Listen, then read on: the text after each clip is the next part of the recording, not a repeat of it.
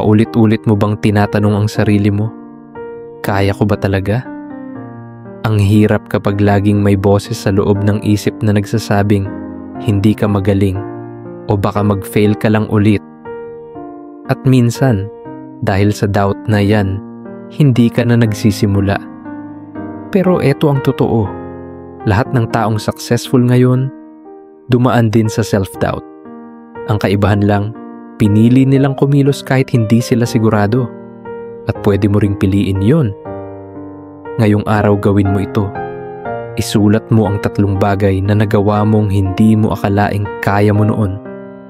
Kahit simpleng, nakatawid ako sa isang mahirap na linggo o natapos ko ang isang bagay na kinatatakutan ko.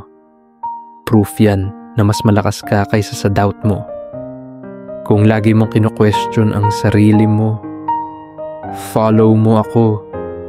Sabay nating palitan ang doubt ng tiwala. One soul step at a time.